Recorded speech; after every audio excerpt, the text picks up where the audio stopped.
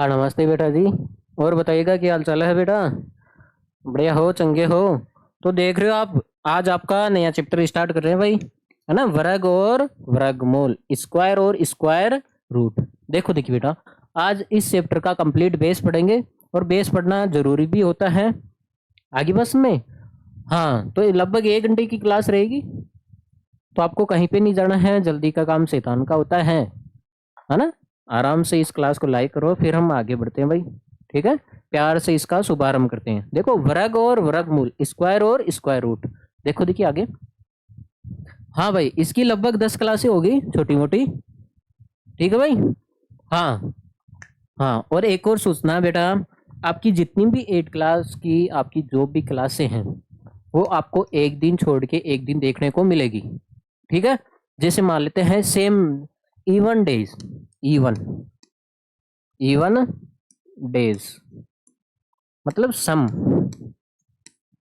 दिन। सम दिन जानते हो, सम संख्या जानते हो। इसका मतलब है आपको जो जितनी भी क्लासें हैं, या तो वो 2 तारीख को आएगी, 4 तारीख को, 6 तारीख को, 8 को, 10 को। ठीक है, 12, 14, 16, 18, 20, 22, 24 और 26 और 28 और 30। ये क्या है? अरे महीने में यही तो सम नंबर होते हैं। 1 से लेके 30 तक देखोगे तो यही तो सम संख्या होगी ना। तो ये सेम डे मतलब 2 तारीख को आएगा, 4 को आएगी क्लासेज, 6 को आएगी, 8 को आएगी, है ना, 10 को आएगी। मतलब ये जो सम संख्या है, उसी तारीख को आपको क्लास आएगी शाम को 6:15 बजे। आगे बस में जितनी भी क्लासें आपकी, जो ये शाम को 6:15 बजे आएगी। ठीक है, टाइमिंग का पता चल गया आपको, शाम को 6:15 बजे। और ये इसका मतलब है आपको 1 तारीख को क्लास नहीं आएगी, ना 3 को आएगी, ना 5 को आएगी। मतलब एक दिन छोड़ के एक दिन क्लास आएगी। ठीक है। हाँ, आगे होगी बस में। हाँ, ये तो है हमारी क्लास का टाइमिंग। अब देखो देखिए बेटा, आगे चलते हैं, हमारी चैप्टर पे आ जाते हैं। ये तो छोटी मोटी इंफॉर्मेशन थी जो ये चलती रहेगी भाई। ठीक है। हाँ, ऐसे तो मैं रोजी ने आपको क्लास दे सकता था, लेकिन आप रोजी ने क्लास लेते हो तो बोर हो जाते हो। ठीक है, मैं चाहता हूँ आप एक दिन पढ़ो और एक दिन आप रिवीजन करो। ओके, ठीक है भाई। देखो आप, स्क्वायर पहले तो देखो बेटा, आपको 1 से लेके आपको 30 तक स्क्वायर याद होने चाहिए। ठीक है, जो मैं आपको याद कराने की कोशिश कर रहा हूँ, लिख रहा हूँ। स्क्वायर का मतलब समझते हो बेटा? अरे आपने देखा है वर्ग, एक वर्ग तो ये है रे वर्ग। ये वर्ग का आप क्षेत्रफल निकालते हो। जैसे मान लेते हैं ये 5 है, इसकी भुजा तो ये भी 5 होगी। तो वर्ग का क्षेत्रफल क्या होता है? भुजा इंटू भुजा, पढ़ा ना वर्ग। तो इसका मतलब 5 को अगर 5 से गुणा करते हो, ये 5 कितनी बार है बेटा? 2 बार है। तो जितनी बार हो, अगर ये 5 3 बार ही होता तो 5 की पावर 3 बार लगा देते, लेकिन यहाँ पे 5 2 बार है। तो 5 का स्क्वायर कितना हो गया? 25 हो गया। आगे बस में। तो ये क्या है? वर्ग है। ये क्या है? वर्ग है। 5 का वर्ग कितना है? 25 है। 5 का वर्ग कितना है भाई? 25 है। यही वर्ग होता है भाई। ठीक है, अब देखो देखिए, से है आपको 30 तक वर्ग याद करने हैं, तो मैं याद करवाने की कोशिश कर रहा हूँ। एक का वर्ग कितना होता है? एक को आप 2 बार ही लिखोगे क्योंकि पावर 2 है। एक को आप 1 से गुणा करते हो तो 1 आएगा। 2 का वर्ग कितना होता है? 2 को आप 2 बार लिखोगे भाई, कितना होगा? 2 को 2 से किया तो 4। 3 का वर्ग लिखोगे आप, है ना। थोड़ा छोटा लिख लेते हैं भाई, क्योंकि मुझे पता है 30 तक आएगा नहीं ऐसे तो। ठीक है, थोड़ा सी छोटा कर लेते हैं भाई। देखो, हाँ मैं समझा रहा था आपको 1 का वर्ग। ठीक है भाई, 1 का वर्ग कितना हो जाएगा? 1 × 1 बराबर 1। 2 का वर्ग कितना हो जाएगा भाई? 2 × 2, है ना, 2। 3 का वर्ग कितना हो जाएगा? आपको पता है? 3 को आप 3 से गुणा करोगे कितना जाएगा? 9। 4 का वर्ग कितना हो जाएगा? 4 को आप 4 से गुणा करोगे तो कितना आता है भाई? 16। 4 चौक 16 होता है। 5 को आप 5 से गुणा करोगे तो पचंग 25। 5 जा 5, 25। ठीक है, 5 5 जा 25 हो गया भाई। 6 को आप 6 से मल्टीप्लाई करोगे, 6 6 जा, है ना, 6 36। 7 को आप 7 से मल्टीप्लाई करोगे, 7 × 7 कितना हो जाएगा भाई? 49। 8 को आप 8 से गुणा करोगे, कितना हो जाएगा? 8 × 8 64। 9 को आप 9 से गुणा करोगे कितना आ जाएगा, 9 9 नब्बे नब्बे 81। 10 को आप 10 से गुणा करते हो कितना होता है, 10 डाए 100। ये तो आपको पता ही होगा। आगे बस में ये 10 तक तो लिखवा दिया मैंने। आगे आगे देखो भाई, 11 से देख लो आप। 11 का स्क्वायर कितना होता है भाई, 11 को आप 11 से गुणा करोगे तो कितना आता है, 121। 12 का स्क्वायर देख लो भाई, 12 को आप 12 से गुणा करोगे तो कितना आएगा भाई, 144। 13 का स्क्वायर देख लो, 13 गुणा 13 169। 14 का स्क्वायर करोगे तो 14 को आप 14 से गुणा करते हो तो 196 हो जाएगा। हाँ भाई, 15 का स्क्वायर करोगे आप, ठीक है, 15 का स्क्वायर करते हो तो 15 गुणा 15 कितना हो जाएगा भाई, 225। 16 का स्क्वायर करते हो तो 16 को आप 16 से गुणा करो भाई, कितना हो जाएगा भाई, 256। 17 का स्क्वायर कितना हो जाएगा, 289, ठीक है। 17 को आप 17 से गुणा करोगे ना तो 289 आ जाएगा, ठीक है। 18 का स्क्वायर, 18 को आप 18 से गुणा करते हो तो 324, ठीक है भाई। 19 का स्क्वायर, 19 को आप 19 से स्क्वायर कर दोगे तो कितना आ जाएगा भाई, 361। 361 आ गया भाई। हाँ, आगे देखो देखो भाई,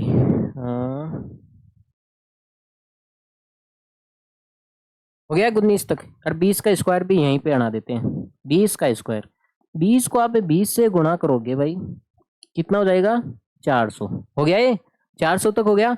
अब देखो देखिए बेटा, इसको उल्टा भी याद करना है और देखो सीधा भी याद करना है। और देखो ऐसे पूछ ले आपको 17 का स्क्वायर कितना होता है, 289। आपको दिमाग में अगर आपसे पूछ ले 256, संख्या आएगी आपके सामने 256, तो आपको पता होना चाहिए 256 किसका स्क्वायर होता है, 16 का। उल्टा भी याद करना है, अगर आपके सामने आएगी 196 196 ये किसका स्क्वायर होता है, 14 का। ऐसे उल्टा भी याद होना चाहिए। आपको पता चल जाए 64 64 किसका स्क्वायर होता है, 8 का, ठीक है। आपको पता है 361 संख्या आएगी आपके सामने, आपसे पूछ ले 361 किसका स्क्वायर होता है, 19 का, ठीक है भाई। तो ये आपको 30 तक याद करना है। कहां तक, 30 तक।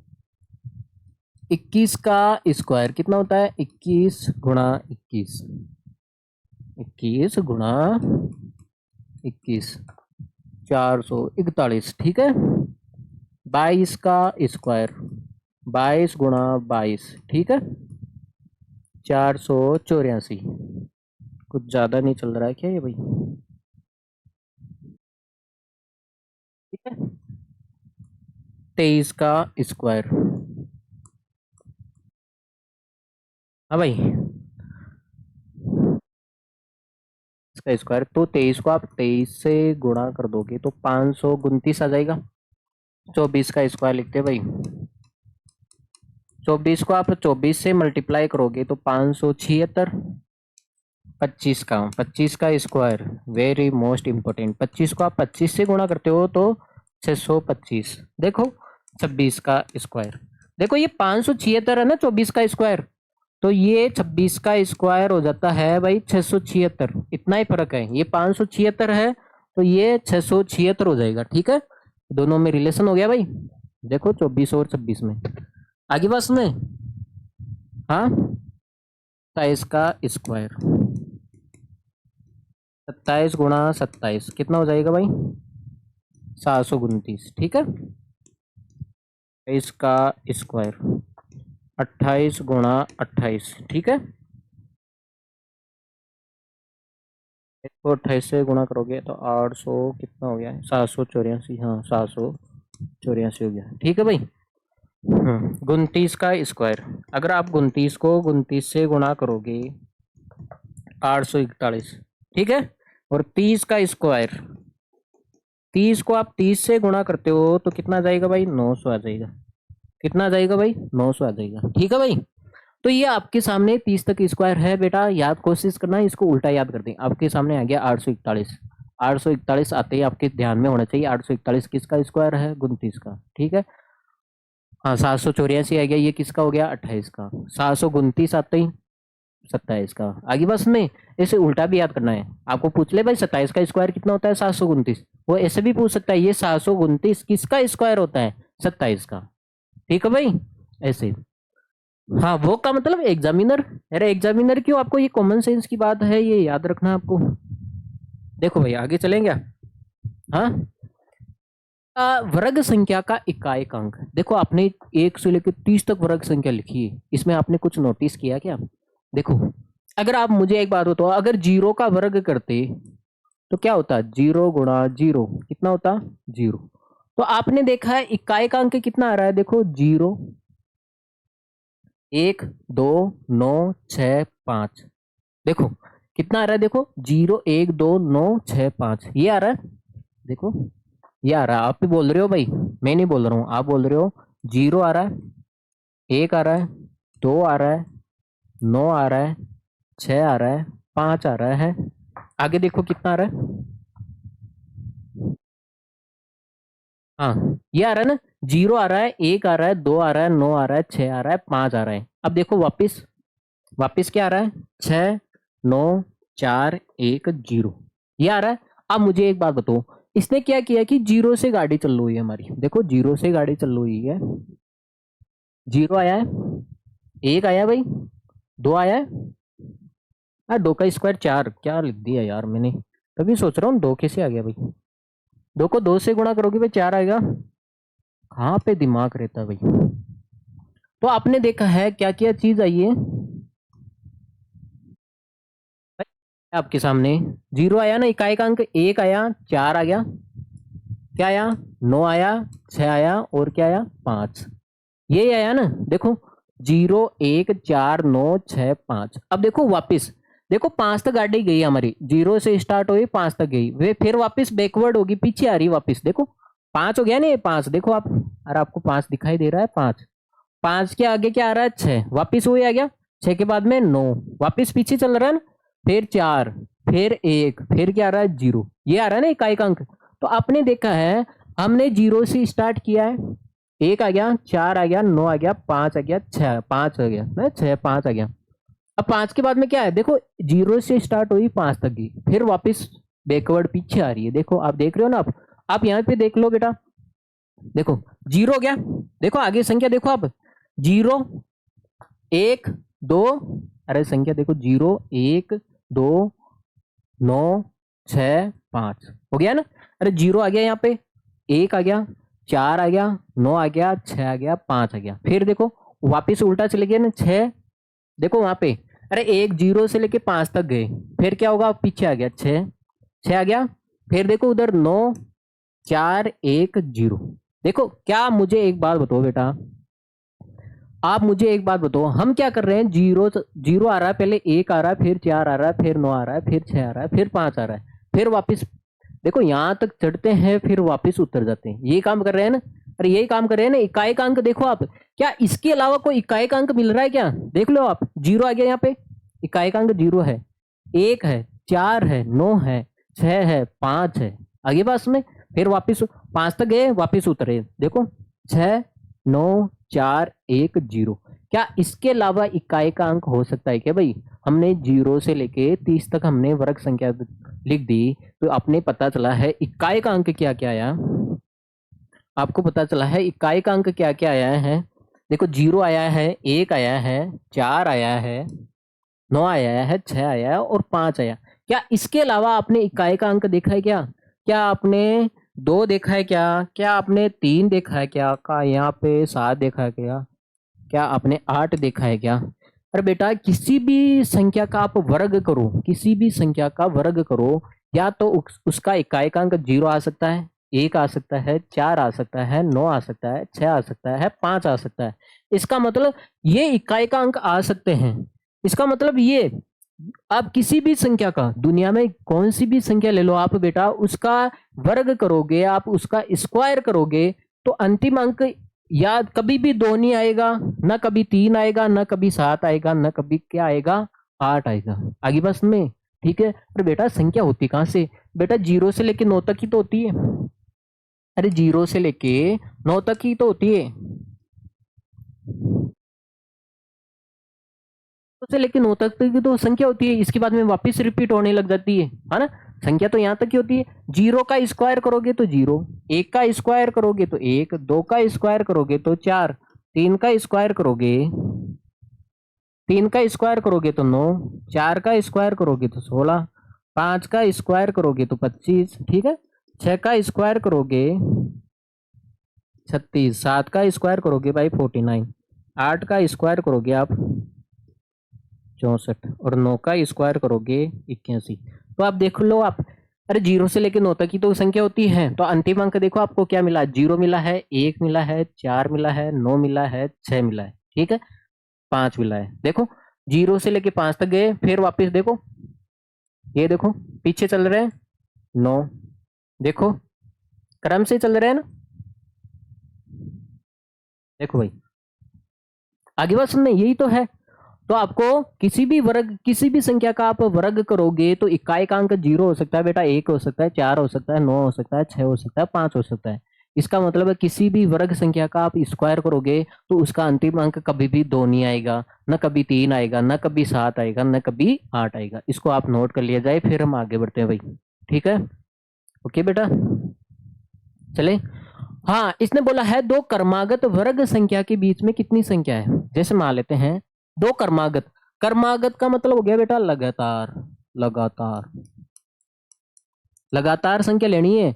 जैसे मान लेते हैं, आप मुझे बात बताओ 25 के बाद में क्या आता है, 26 आता है, ये दोनों लगातार संख्या है। तो आप क्या बताओ, ये लगातार संख्या है क्या, नहीं है ना, क्योंकि 25 के बाद में 26 आता है, 27 आ रहा है, तो ये लगातार संख्या नहीं है। लगातार संख्या लेनी है आपको, दो क्या लेनी है, लगातार संख्या लेनी है, ठीक है भाई।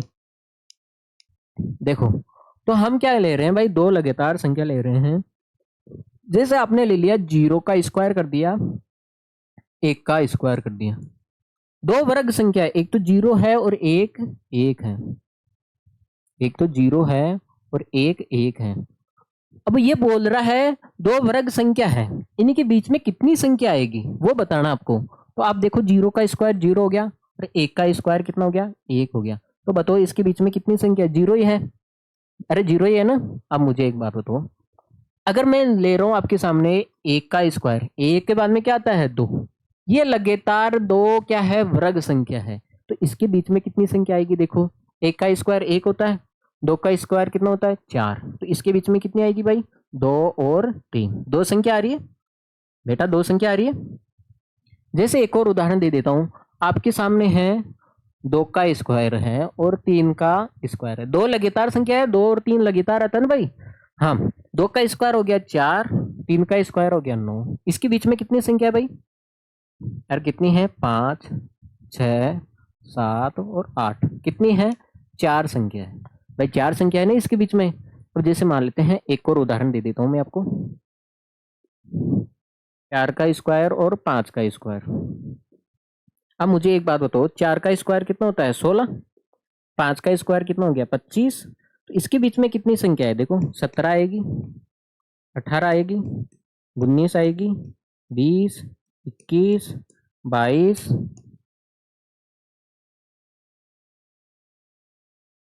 23 और 24, इसके बाद में ये हो गया 25। देखो देखिए इसके बीच में कितनी संख्या है, 8 संख्या है ना, अरे इसके बीच में कितनी संख्या है, 8 संख्या है। अब आपसे पूछ ले, ये तो क्या है, छोटी छोटी बात है, ये तो क्या है बेटा, छोटी छोटी बात है। अब मुझे एक बात बताओ, मैंने बोल दिया 75 का स्क्वायर है और 76 है, दो लगातार वर्ग संख्या है, दो लगातार वर्ग संख्या है बेटा, ये तो है हमारा देसी तरीका, जो आपने लिखे पता कर लिया कितनी संख्या। अब बताओ इसमें आप पता कर सकते हो क्या, ये तो छोटे छोटे सवाल थे बेटा जिसमें आप पता कर सकते थे, है ना। तो अब बड़ा सवाल दे दिया, तो अब इसको कैसे करोगे, तो अब देखो बेटा छोटे सवालों में इसका लॉजिक छुपा हुआ है। अब मुझे एक बात बताओ, यहाँ पे 4 है और वर्ग संख्या कितनी आ रही है, 8 आ रही है, 8 आ रही है, इसका मतलब ये 4 का डबल ही तो है, 4 को आप 2 से गुणा करोगे तभी तो 8 आएगा, अरे 4 का 2 से गुणा करोगे तभी तो 8 आएगा। यहाँ पे देखो देखिए बेटा कितनी है, 4 संख्या है, इसका मतलब है अगर मैं 2 को 2 से गुणा कर दूं तो 4 आ जाएगा। देखो यहाँ पे 4 है ना वर्ग संख्या, 2 से गुणा करना पड़ेगा, यहाँ पे कितनी है 2 वर्ग संख्या, इसका मतलब यही है अगर 1 को 2 से गुणा कर दूं तभी तो 2 आएगा। यहाँ पे कितना है 0 है, इसका मतलब है जीरो को अगर 2 से गुणा करूंगा तभी तो जीरो आएगा। अरे आपने लॉजिक पता किया क्या?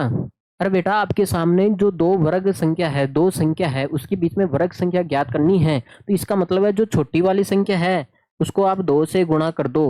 यही तो है।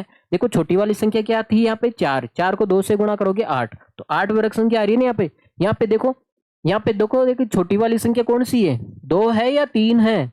2 ही तो है भाई, 2 है या 3 है? 2 ही तो है छोटी वाली संख्या। तो छोटी वाली संख्या को 2 से गुणा कर दो। यहाँ पे छोटी वाली संख्या कौन सी है, 1 है या 2 है? 1 है ना, तो 1 को 2 से गुणा कर दो। यहाँ पे छोटी वाली संख्या कौन सी है, 0 है या 1 है? 0 ही है। 0 को 2 से गुणा करोगे तभी तो 0 संख्या है यहाँ पे। तो इसका मतलब है अगर दो वर्ग संख्या है, दो वर्ग संख्या है, तो इसमें जो छोटी वाली संख्या है, जो छोटी वाली संख्या है उसको आप 2 से गुणा कर दो। इसका मतलब 75 को आप 2 से गुणा करोगे, ठीक है, 150 आ जाएगा ना भाई। जाहिर सी बात है 75 को आप 2 से गुणा करोगे तो कितना आ जाएगा, 150। इसका मतलब है इन दोनों के बीच में 150 संख्या है, दो वर्ग संख्या है, दो पिलर है, उसके बीच में 150 आदमी है। ठीक है, आगे बात में हाँ, दो दो वर्ग संख्या के बीच में 150 संख्याएं हैं। आगे बात में तो आप बताओ अगर इसको इस तरीके से करते तो 150 संख्या लिख लेते क्या आप? हाँ, आधे बुढ़े हो जाते हैं आप। तो ये है। तो अगर आपको किसी भी दो वर्ग संख्या के बीच में आपको संख्या पता करनी है, भाई इसके बीच में ये दो वर्ग संख्या, इसके बीच में कितनी वर्ग संख्या आएगी, तो इस छोटी वाली संख्या को 2 से गुणा कर देना, आंसर आ जाएगा। आगे बात में इसको नोट कर लो भाई, मैं इसको मिटाता हूँ। फिर देखो ऊपर फॉर्मूला भी लिखा मैंने इसका, ये तो मैंने आपको सिद्ध करके बताया था, है ना।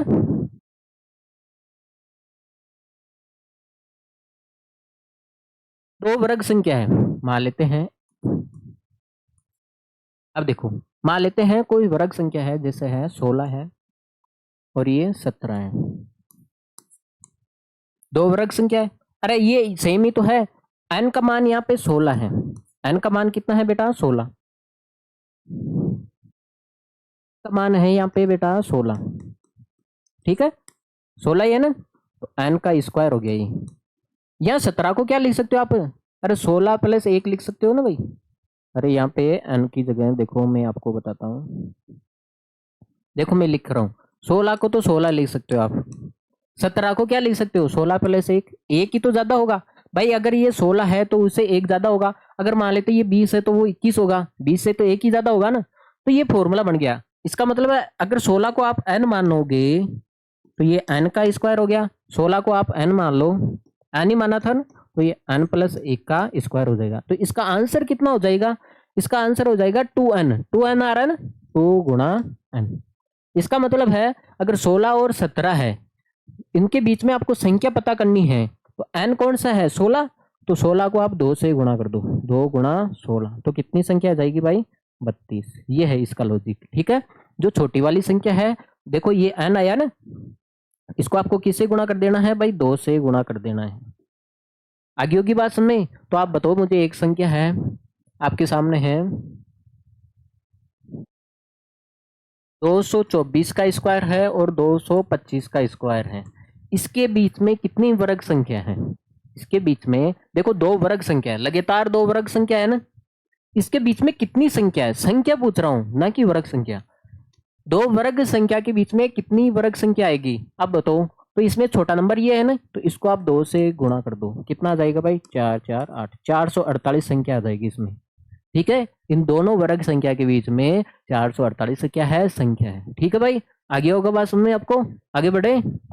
देखो अगला सवाल देखो, इसने बोला है प्रथम क्रमागत, प्रथम का मतलब हो गया शुरू से, प्रथम क्रमागत, क्रमागत का मतलब समझा दिया मैंने, लगातार विषम संख्याओं का जोड़। मान लेते हैं कोई विषम संख्या है, एक विषम संख्या होती है, विषम संख्या देखनी है आपको, लगातार एक के बाद में कौन सी, लगातार एक के बाद में कौन सी संख्या आती है, विषम 3 आती है भाई, दो तो सम होता है। हाँ, अब एक के बाद में 3 आती है, 3 के बाद में क्या आती है, 5। जैसे मान लेते 1 आती है, 3 आती है, 5 आती है, 5 के बाद में 7। लगातार लिखनी है बेटा, क्या लिखनी है बेटा आपको, लगातार। जैसे मान लेते हैं 1 आ गया, 3 आ गया, 5, भाई एक के बाद में 3 ही तो आती है विषम संख्या, 3 के बाद में 5, 5 के बाद में 7 और 7 के बाद में 9। अब देखो जैसे मान लेते हैं 1 3 5 7 और 9 और ये कितना हो जाएगा 11। आगे बात में इसने बोला है प्रथम, प्रथम का मतलब हो गया एक से स्टार्ट करना है, एक से स्टार्ट करना है और लगातार विषम संख्या लिखनी है। लगातार क्या लिखनी है? विषम संख्या। तो मैंने एक लिख दिया। पहले तो मैंने शुरू की एक विषम संख्या लिख दी बेटा, फिर मैंने दो विषम संख्या लिख दी, फिर मैंने तीन लिख दी, चार लिख दी भाई, पांच लिख दी और छह लिख दी, छह लिख दी। आगे बात में अब आप देखो इसका योग करो। अब एक का योग तो एक ही होता है, एक का योग कितना होता है बेटा? एक ही होता है। देखो एक का योग एक हो गया, तीन और एक का योग कितना हो गया? चार। ये कितना हो गया? पांच और तीन आठ और एक नौ। ये देखो देखिए सात और तीन दस, दस और कितना हो गया? ये 16। इसका योग करोगे 16 और इसका योग करोगे भाई 25 आ जाएगा और इस सभी का योग करोगे तो कितना आ जाएगा भाई? 36 आ जाएगा। कितना आ जाएगा? 36। तो आपने क्या देखा? एक नोटिस किया क्या आपने? ये बेटा एक एक का स्क्वायर होता है, चार किसका स्क्वायर होता है? दो का। और तीन नौ किसका स्क्वायर होता है भाई? तीन का। और ये 16 किसका स्क्वायर होता है? चार का। 25 किसका होता है? पांच का। इसका मतलब हो गया 36 किसका होता है? छह का। इसका मतलब आपने लॉजिक पकड़ लिया भाई। अगर लगातार छह विषम संख्याओं को जोड़ना है तो उसका आंसर छह का स्क्वायर हो जाएगा। अगर लगातार पांच विषम संख्या है उसको जोड़ना है तो उसका आंसर क्या हो जाएगा? पांच का स्क्वायर। आगे बात में ये लगातार चार विषम संख्या है, इसका योग कितना हो जाएगा? चार का स्क्वायर हो जाएगा। अब देखो देखिए मैं आपको प्रश्न देता हूँ। 1 3 5 7 9 11 13 15 और 17 ये है। चलो एक और दे देता हूँ मैं आपको। 1 3 5 7 9 11 13 15 17 19 19 19 के बाद में 21। अरे विषम संख्या एक छोड़ के एक आती है ना।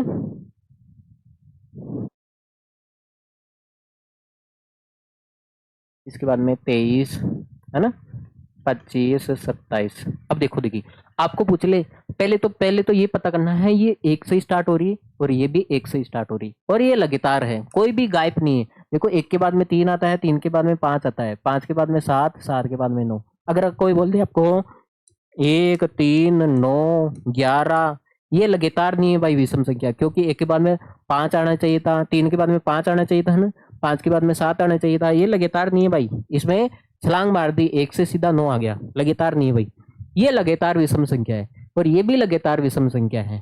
तो आपको पूछ ले भाई इसका जोड़ करके बताओ, इसका जोड़ करके बताओ। तो इसका जोड़ करके कैसे बताओगे आप देखो कितनी संख्या, बेस इतना पता कर लो।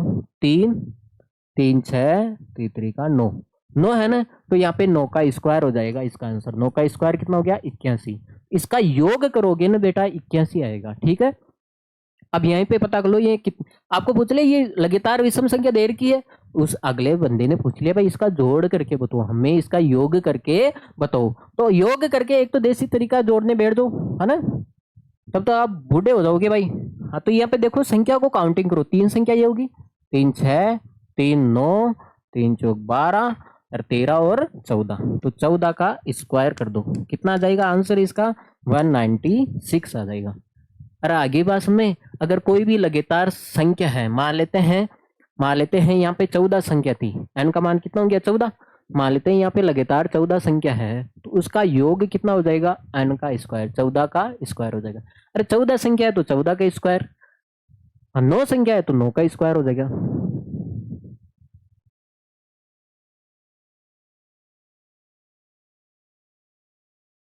बात में बेटा, ठीक है, इसको नोट कर लिया जाए फिर हम आगे बढ़ते हैं भाई। चले देखो जनाब आगे बढ़ते हैं। किसी वर्ग संख्या, किसी वर्ग सम विषम संख्या, किसी वर्ग विषम संख्या, विषम लिखो बेटा, इसका मतलब है कोई भी विषम वर्ग संख्या है, कोई भी विषम वर्ग संख्या, विषम लेनी है आपको और वर्ग संख्या लेनी है। जैसे मान लेते हैं, जैसे है विषम संख्या है एक, एक का स्क्वायर करोगे तो एक। जैसे है तीन, तीन विषम है ना, विषम के बारे में पढ़ रहे हैं, तीन का स्क्वायर करोगे तो नौ। जैसे हो गया पांच, पांच का स्क्वायर करोगे तो कितना हो जाएगा बेटा? 25। जैसे हो गया सात, सात का स्क्वायर करोगे तो कितना हो जाएगा भाई? 49। देखो देखिए आपने क्या है, कोई भी विषम संख्या है उसके वर्ग को विषम संख्या के वर्ग को आप दो लगातार संख्याओं में तोड़ सकते हो। जैसे 0 1 को क्या लिख सकते हो, 0 + 1 लगातार है ना, 0 के बाद में 1 आता है। 9 को लिख सकते हो क्या आप तोड़ के, लिख सकते हो भाई, 4 + 5 9 होता है ना, लगातार है ना ये लगातार। जैसे 25 है, 25 को क्या लिख सकते हो आप, 12 + 13 लिख सकते हो।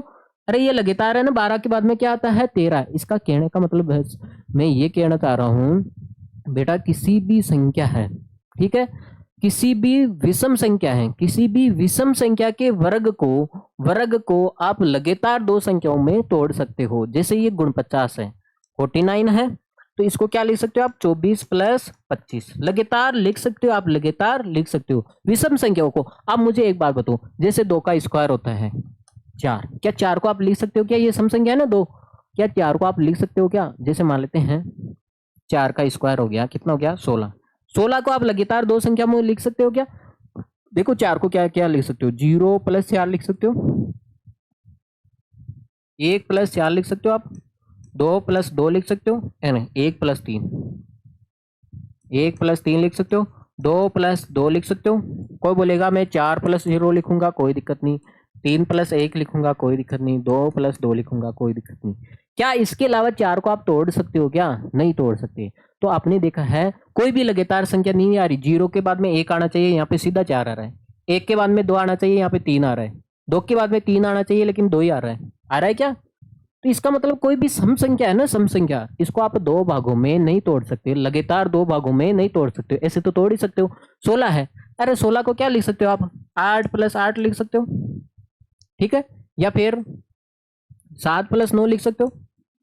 अरे 7 + 9 लिख सकते हो ना। क्या ये लगातार है क्या, क्या ये लगातार है क्या, 7 के बाद में 8 आना चाहिए था यहाँ पे, तो यहाँ पे तो 9 आ रहा है, तो ये लगातार नहीं है। इसका मतलब है सम संख्याओं को आप लगातार दो संख्याओं के रूप में नहीं लिख सकते। लेकिन विषम संख्या, अगर विषम संख्या का वर्ग है बेटा, कोई भी विषम संख्या है, उसके वर्ग को आप लगातार दो संख्याओं के रूप में तोड़ के लिख सकते हो। जैसे मान लेते हैं, जैसे आ गया 9 का स्क्वायर कितना हो गया, 81। 81 को क्या लिख सकते हो भाई, 40 + 41 हो गया 81, लगातार है ना, 40 के बाद में 41। आगे बस में, हाँ अब देखो ये तो छोटी संख्या है। अब मान लेते हैं आपके सामने है विषम संख्या आ गई,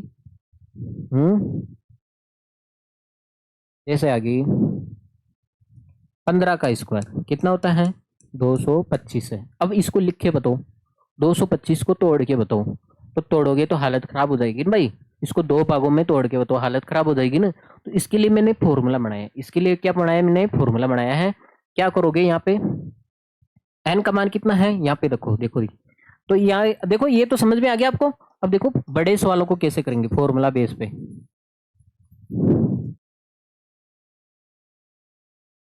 अगर बेटा आपको पूछ ले भाई 25 है, 25 ही ले लेते हैं, मान लेते हैं 25 का स्क्वायर कितना हो गया, 625। कितना हो गया भाई, 625 है। अब 625 को आपको दो लगातार संख्याओं में तोड़ना है, तो कैसे तोड़ोगे, यहाँ पे पहली संख्या तो ये होगी बेटा, दूसरी संख्या ये होगी। इसका मतलब है एन का मान रख दो, एन कितना है, 25 ही है, माइनस है। अरे संख्या कौन सी है, 25 ही तो है। विषम संख्या कौन सी है, विषम होनी चाहिए, विषम ही तो है भाई, ठीक है। सम की बात नहीं करें, विषम की। केवल विषम संख्या के वर्ग को दो भागों में तोड़ सकते हो, लगातार दो भागों में, लगातार बोल रहा हूं भाई। 25 का स्क्वायर कितना हो गया, 625 - 1/2। 625 में से 1 घटाओगे तो 624/2।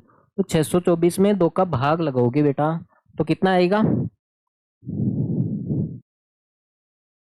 312 आ रही है। कितना आ रहा है भाई, 312 आ रहा है। इसका मतलब एक संख्या 312 है, तो दूसरी संख्या क्या हो जाएगी, इससे एक ज्यादा ही तो होगी, 313। चाहे निकाल के देख लो भाई, एक निकाल लो, एक निकालो। दूसरी संख्या भाई, एक 312 है, तो दूसरी संख्या क्या होगी, इससे एक ज्यादा ही तो होगी भाई। ये छोटी वाली संख्या है, ये छोटी वाली संख्या है, और ये बड़ी वाली जोड़ रहे हैं तो ज्यादा आएगा ना। तो 625 है, 25 का स्क्वायर 625 + 1/2, तो ये कितना हो गया, 626/2। 626 में आप 2 का भाग लगाओगे तो देख लो ये आ रहा है 313 ही तो आ रहा है आगे बात में। तो इसका मतलब है बेटा, ये फॉर्मूले याद रख लो। तो एक संख्या निकालो, इसमें 312 आएगी, तो दूसरी संख्या उसमें एक जोड़ दो, है ना। छोटी वाली निकालो, बड़ी वाली में एक जोड़ दो। अगर बड़ी वाली निकाल रहे हो आप, 313 निकाल रहे हो, तो इसमें से एक कम कर दो। आगे बस में तो ये सवाल करके बताओ मुझे फिर।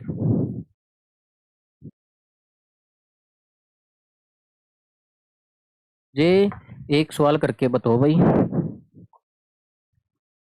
जैसे है 29 है, 29 है, विषम है। विषम संख्या के वर्ग को, जैसे मान लेते हैं विषम संख्या का वर्ग कितना हो गया, 841 हो गया। भाई 29 का स्क्वायर कितना हो गया, 841 है। अब 841 को आपको दो लगातार संख्याओं के रूप में तोड़ के लिखना है ना। तो आप या तो छोटी संख्या निकाल लो या वो निकालो, एक निकालो इसमें से। तो यहाँ पे निकाल रहा हूं मैं, एन की जगह लिख दो आप 29, छोटी निकाल रहे हैं -1/2। 29 का स्क्वायर 841 -1/2। तो देखो 840 बच गया भाई। 841 में से एक जाएगा 840, दो का भाग लगाओगे तो कितना जाएगा, 420। एक संख्या 420 है तो दूसरी कितनी हो जाएगी भाई, 421 हो जाएगी ना। देखो इन दोनों को जोड़ो 841 ही आ जाएगा। तो आपने एक विषम संख्या के वर्ग को दो लगातार क्रमागत संख्याओं के रूप में लिख सकते हो। वो बोलेगा 29 है ना, 29 के वर्ग को दो लगातार संख्याओं के योग के रूप में लिखिए। देखो दो क्रमागत ऐसे बोलेगा, यहाँ पे लिख देगा, इसकी जगह तो लिख देगा वो 29, संख्या 29 के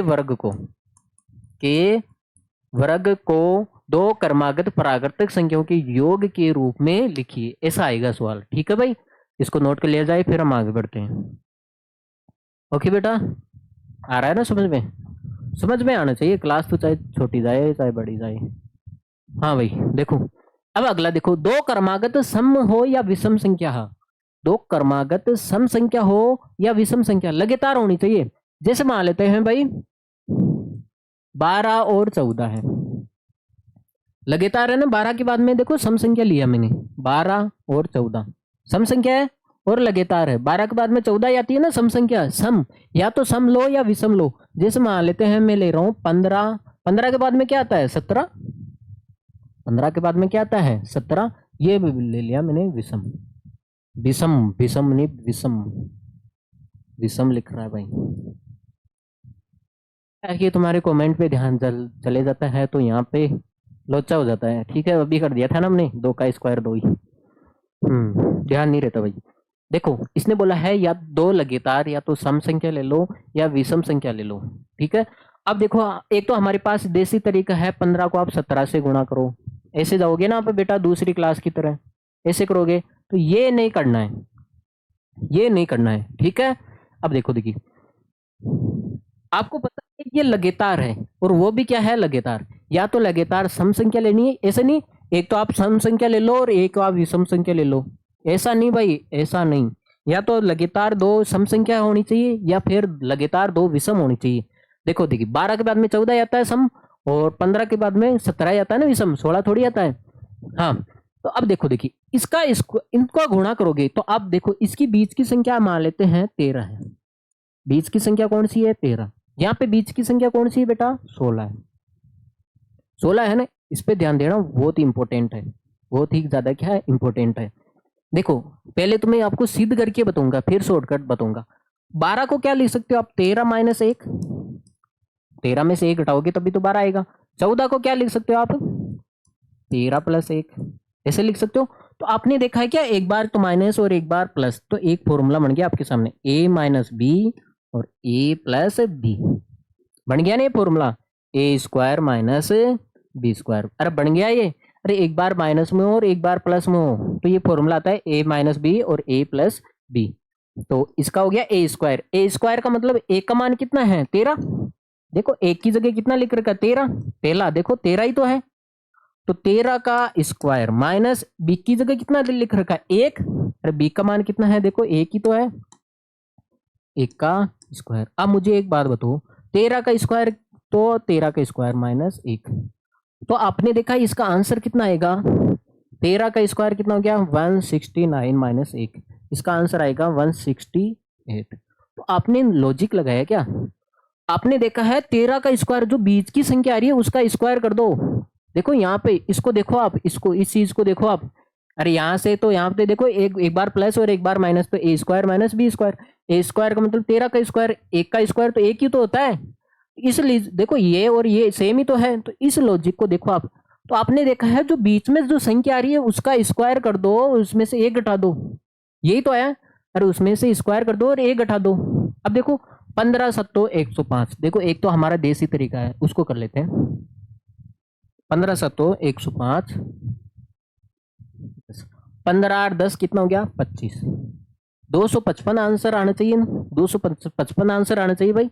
तो देखो देखिए एक तो हमारे पास देसी तरीका है, दूसरा देसी तरीका अभी भी सिखाया मैंने, जो बीच की संख्या है उसका स्क्वायर कर दो और उसमें से एक घटा दो। 16 का स्क्वायर कितना होता है आपके सामने है 256 होता है, उसमें से एक घटा दो कितना आ गया 255। बताओ ये तरीका सही है, ये इस तरीका सही, ये सही है ना भाई, गुणा करने की आवश्यकता ही नहीं पड़ी। देखो देखिए अब इसको नोट कर लो भाई, नोट करने का मतलब है क्लास को रोक लिया जाए फिर आप नोट करो भाई।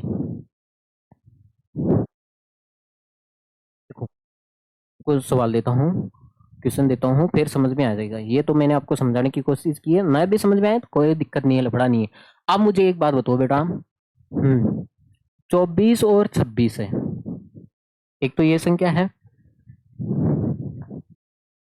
हाँ, और मान लेते हैं 29 और 31 है। आपने क्या देखा है, ये लगातार सम, दो सम संख्या है, लगातार है ना भाई। 24 का बाद में 26 आता है, सम ही है ना। अगर आपको ऐसे लिख दिया 24 मल्टीप्लाई 28, तो ये लगातार नहीं है, क्योंकि 24 के बाद में 26 आता है सम संख्या आगे बस में, तो ये 28 है, तो ये लगातार लिख दिया। तो इसका आंसर क्या आएगा, इसकी बीच की संख्या पकड़ो, 25 का स्क्वायर कर दो, 25 होता है -1, 25 का स्क्वायर 625 में से एक घटा दो, तो इसका आंसर आ जाएगा बेटा 624। चाहे इसको गुणा करके देख लो आप, ठीक है। इसकी देखो लगातार विषम संख्या है, चाहे सम हो चाहे विषम हो, लगातार होनी चाहिए। तो बेटा यहाँ पे कितना आ रहा है 30 आ रहा है, अरे इसकी बीच की संख्या कितनी आ रही है बेटा 30 आ रही है, तो 30 का स्क्वायर कर दो और उसमें से एक घटा दो, इसका मतलब है 900 में से एक घटाओगे तो कितना आ जाएगा 899, 899 आ जाएगा ना भाई। अरे ठीक है, तो इसका कहने का मतलब यही था। आगे बात समझ बेटा,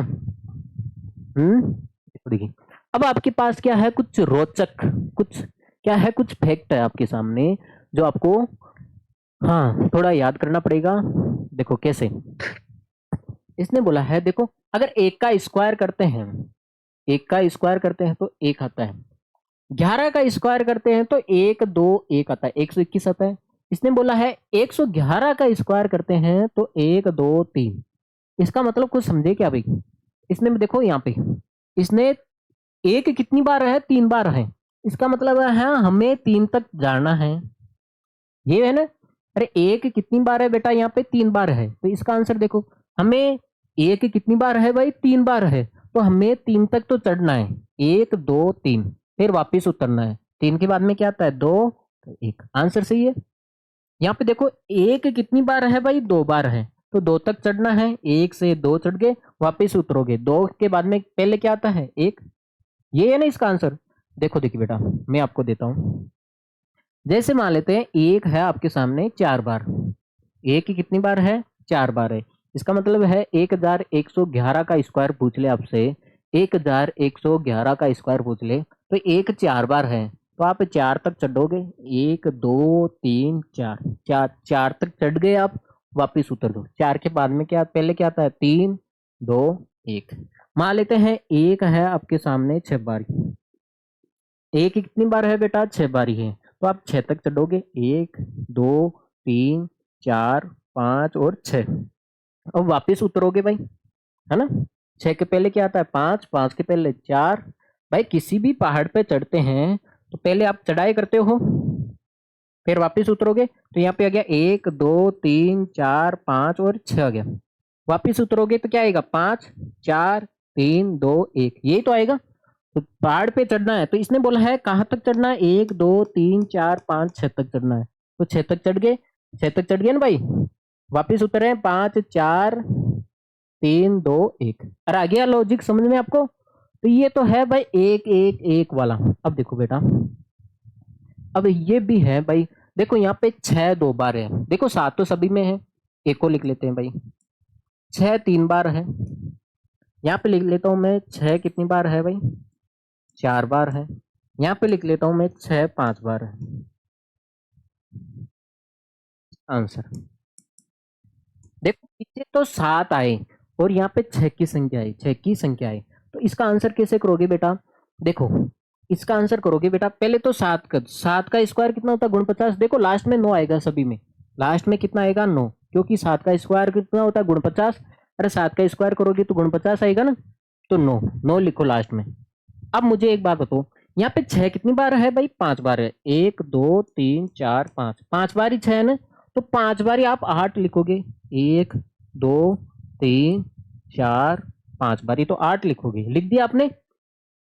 अगर ये 5 बारी 8 है, ये कितनी बार है बेटा? 5 बारी है, तो इससे एक ज्यादा, 5 से एक ज्यादा कितना होता है? 6, तो 6 बारी क्या लिखोगे बेटा? 4। 1 2 3 4 5 6।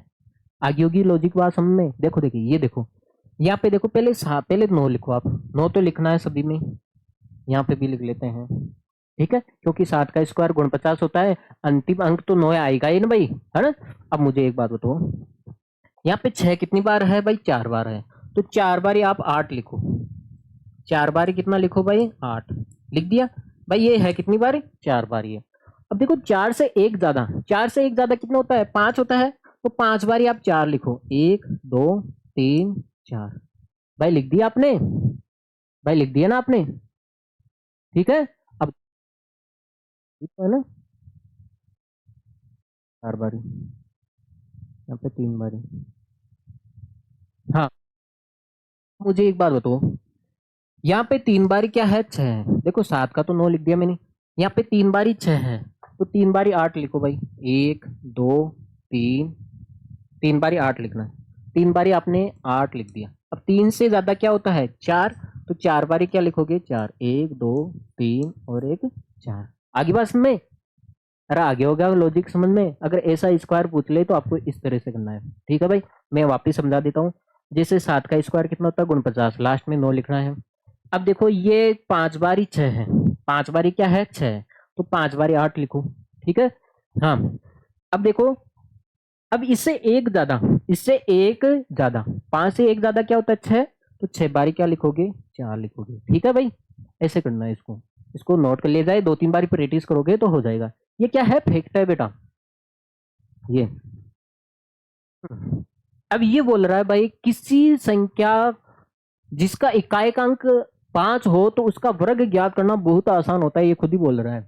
जैसे मान लेते हैं 5 है, इकाई अंक कितना है बेटा? 5 है। 5 का स्क्वायर 25 का स्क्वायर पूछे आपसे तो कितना हो गया? देखो इकाई का अंक 15 भी होता है ना, 15 का स्क्वायर कितना हो गया? 225। 5 15 25, ठीक है भाई। 25 का स्क्वायर 625 होता है, तो ठीक है, इसका स्क्वायर आपके सामने हो गया 625।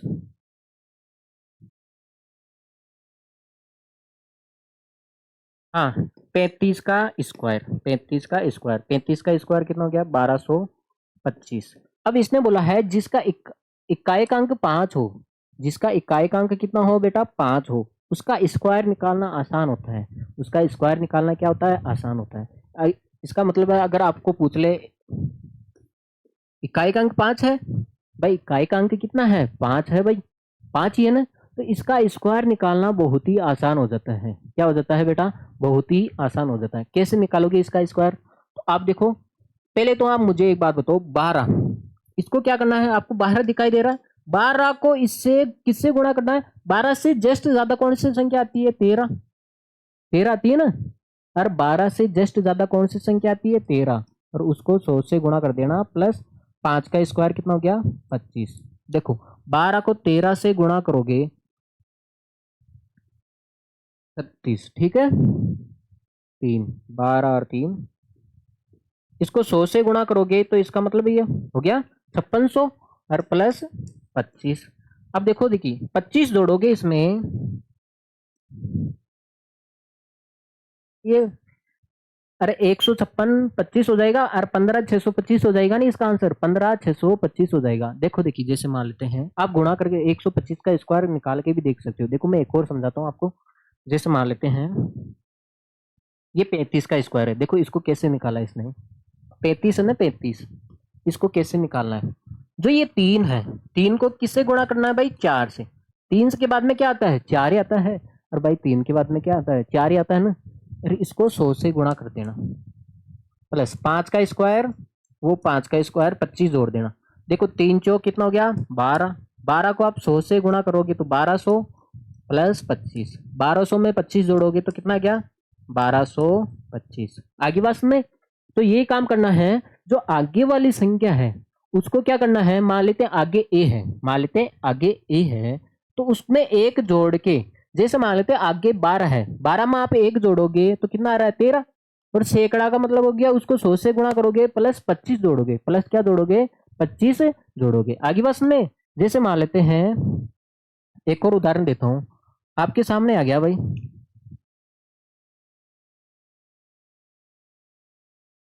का स्क्वायर पूछ लिया आपसे, 155 का। आप तो ये देखो इसका अंतिम अंक 5 है, इसका अंतिम अंक कितना है बेटा, 5 है, इसलिए इसका स्क्वायर निकालना आसान है बिना गुणा भाग की।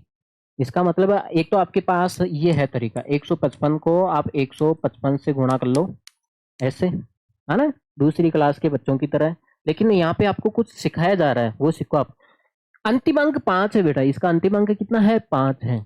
तो आप देखो अंतिम अंक 5 है, तो आप क्या करोगे, इसके आगे कौन सी संख्या आ रही है, 15, तो 15 को किससे गुणा करोगे, 15 से एक ज्यादा। अगर आगे ए आ रहा है तो इसको किससे गुणा करोगे, ए प्लस एक।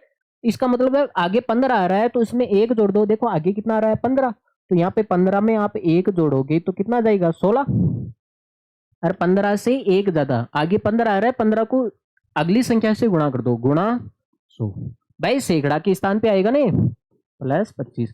अरे सैकड़ा के स्थान पे आएगा ये, क्योंकि देखो इकाई और दाई तो ये आएगा ना, ये सैकड़ा के स्थान पे आ रहा है, इसलिए 100 से गुणा किया जा रहा है इसको। समझ में आ गया ना, किसी को बुखार चढ़ी हो 100 से गुणा क्यों करते हैं। देखो देखिए 15 को आप 16 से गुणा करो, ठीक है,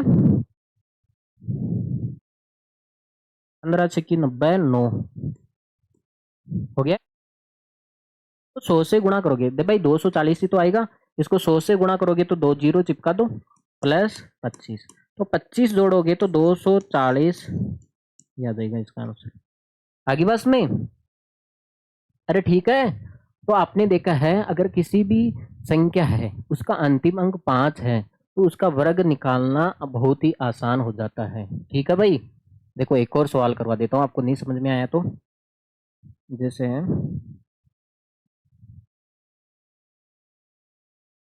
195 कितना है भाई, 195 है, इसका अंतिम अंक 5 है, तो बेस इसका अंतिम अंक आपको क्या करना है, जो 19 है, 19 को किससे गुणा करोगे, इसके अगले नंबर से। 19 को 20 से गुणा करोगे और इसको 100 से भी गुणा करोगे, 100 से तो सभी को गुणा करना है, क्योंकि बेटा 5 का स्क्वायर 25 हो गया यहाँ पे, तो ये इकाई दाई तो हो गया, तो यहाँ पे सैकड़ा, सैकड़ा तो आना चाहिए ना। अब 19 दूनी कितना हो गया, 38। 19 को आपने 2 से गुणा किया और एक जीरो बच गया। अब इसको 100 से गुणा करोगे तो 2 जीरो लगा दो, इसमें 25 जोड़ोगे बेटा तो इसका आंसर ये आ जाएगा। एक तो बेटा आपके सामने ये तरीका था, 195 को आप 195 से गुणा कर दो, है ना, गुणा करते करते आपके बाल सफेद हो जाएंगे, ठीक है। और एक हमने ये तरीका सिखाया, कौन सा तरीका बेस्ट है, ये है ना भाई, जाहिर सी बात है उतना मल्टीप्लाई कौन करेगा। तो जिसका अंतिम अंक 5 हो, कुछ फैक्ट होते हैं बेटा याद रखने की, ठीक है, हाँ, ताकि वो अपने रास्ते को आसान बना सके। अब देखो ये 5 आ रहा है, इकाई का अंक कितना आ रहा है, 5 आ रहा है, तो इसका स्क्वायर निकालना है, तो एक तो वो तरीका है ना, लगे रहो आड़ू बूदी की तरह। और एक ये है भाई, आपको पता है अंतिम अंक 5 हो उसका स्क्वायर निकालना सबसे आसान होता है। आपको क्या करना है, जो अगली संख्या है उसको उसकी अगली संख्या से गुणा कर देना और 100 से गुणा कर देना, ठीक है भाई। ये लॉजिक याद रखोगे भाई, ध्यान रखोगे, इसको उतार लिया जाए भाई, ठीक है। आगे चले भाई, अगला देखो, पाइथागोरस त्रिक, पाइथागोरस त्रिक देखो कैसे निकाला जाता है। आपने पाइथागोरस प्रमेय पढ़ी बेटा, पाइथागोरस, अरे पाइथागोरस बाबा का नाम सुना है।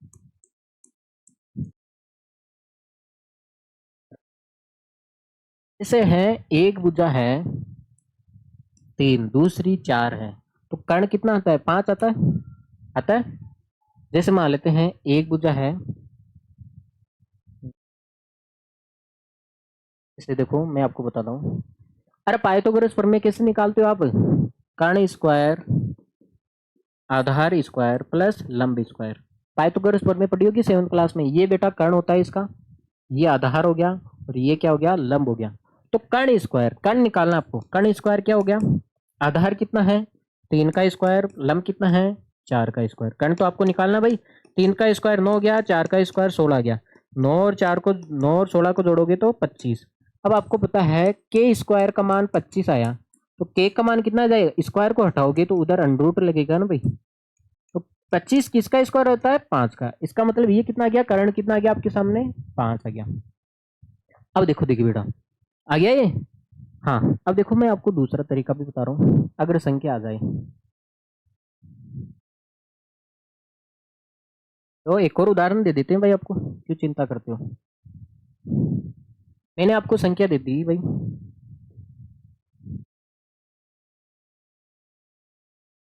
संख्या दे दी आपको सामने 6, 6, 8 दे दी। तो आपको तीसरी संख्या निकालो, तीसरी संख्या निकालो। तो देखो, कर्ण स्क्वायर आधार कितना है? 6 का स्क्वायर प्लस 8 का स्क्वायर। कर्ण स्क्वायर 36 प्लस 64। 8 का स्क्वायर 64 होता है। कर्ण स्क्वायर बराबर कितना हो गया? 100। स्क्वायर को हटाओगे बेटा, अंडर रूट लगेगा ना उधर, अंडर रूट लगेगा तो अंडर रूट 100 आ जाएगा। 100 किसका होता है भाई? 10 का। 100 किसका होता है?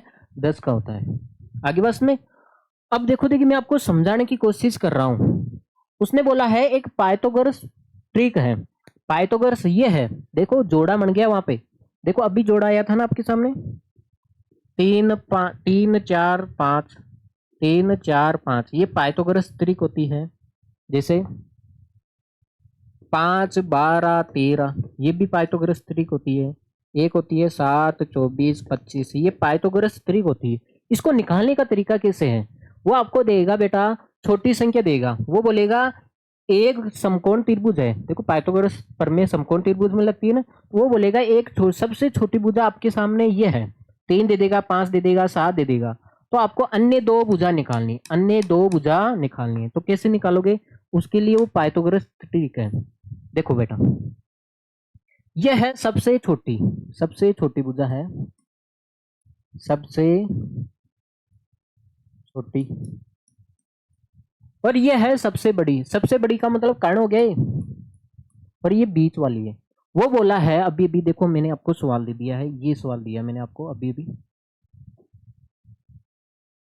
उसने बोला है भाई, उसने बोला एक समकोण त्रिभुज है, उसकी सबसे छोटी भुजा 6 है। सबसे छोटी भुजा कितनी है बेटा? 6 है। तो आप अन्य दो भुजा का मान बताओ। ठीक है, अन्य दो भुजा का मान बताओ। तो ये सबसे छोटी भुजा का मान दिया इसने, कितना दिया बेटा? 6। इसका मतलब है 2m का मान दिया है। अरे सबसे छोटी भुजा का मान दिया है, किसका मान दिया है? 2m का मान दिया है 6। तो बेटा यहाँ से m का मान निकाल सकते हैं हम। ये दो गुणे में है तो इसको कहाँ भेज देते हैं भाई? दो गुणे में नहीं, तो इसको हम भाग में भेज देंगे। तो आप बताओ 6 में 2 का भाग लगाओगे तो m का मान कितना आ गया? 3। अरे m का मान चाहिए, m का मान यहाँ पे रखेंगे तभी तो अन्य दो भुजा आएगी। m का मान यहाँ पे रख दो, तो 3 का स्क्वायर माइनस 1, और यहाँ पे लिखोगे 3 का स्क्वायर प्लस 1। ठीक है।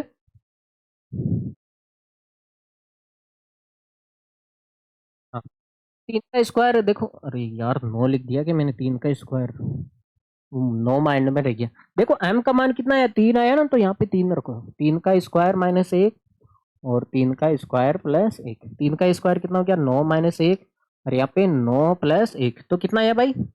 8 और 10। वही आया ना अभी अभी मैंने बताया। तो वो इसका मतलब है वो दे देगा बेटा आपके सामने।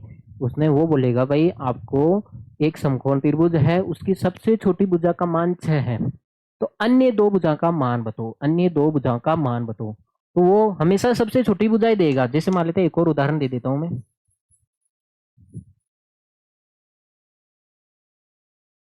हाँ, वो बोलेगा एक समकोण त्रिभुज है, उसकी सबसे छोटी भुजा का मान 12 है। कितना है भाई? 12 है। 12 है, सबसे छोटी भुजा का मान 12 है। तो आप क्या निकालो? शायद होगा इसमें, सवाल है क्या इसका? देखते हैं भाई, होना चाहिए। नहीं है भाई, नहीं। उसने बोला है सबसे छोटी भुजा का मान। देखो 5, एक्सरसाइज 5.2 में आएगा ये सवाल।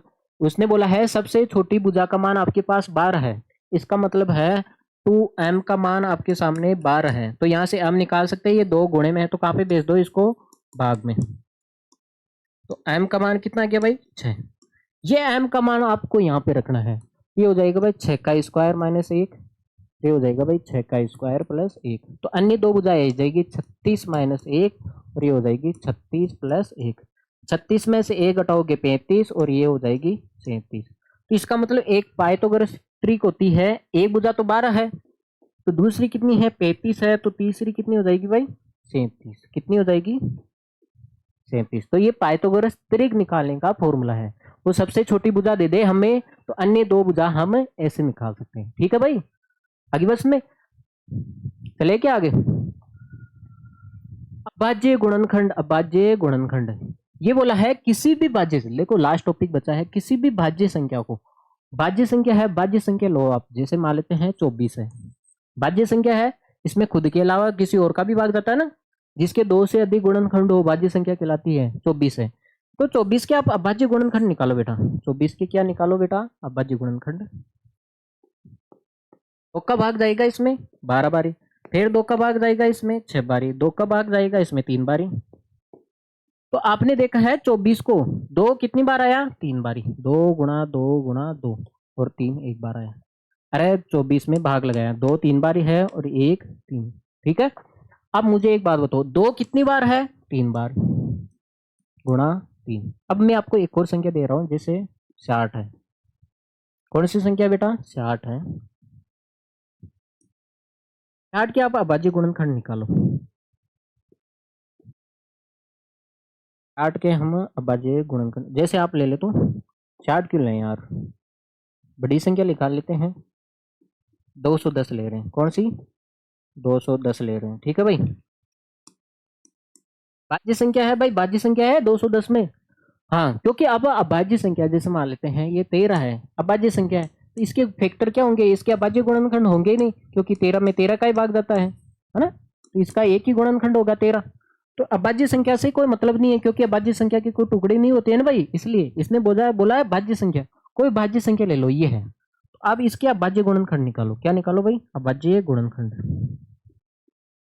तो कब भाग जाएगा भाई इसमें, क्योंकि लास्ट में 0 आ रहा है, 105 बारी जाएगा। अरे भाग लगाना आता है, 2 का भाग 2 में गया भाई, 2 का भाग 2 में जाता है, एक बार ही जाएगा, एक बार गया। अब देखो 2 का भाग 1 में नहीं जाता, 2 का भाग 1 में जाता है क्या, नहीं जाता। तो अगर आप दो संख्या एक साथ लेते हो तो क्या उतारोगे, 0 उतारोगे। अरे वाह, कभी बचपन में भाग दिया क्या ऐसे, कुछ ज्यादा ही बड़ा हो गया ये भाई। 210 है, 2 का भाग लगाते हो, 2 का भाग 2 में लगाओगे भाई, एक बार ही गया, कितना बचा भाई यहाँ पे 0। अब आगे की संख्या उतारते हो, एक उतारोगे, क्या 2 का भाग 1 में जाता है क्या, नहीं जाता।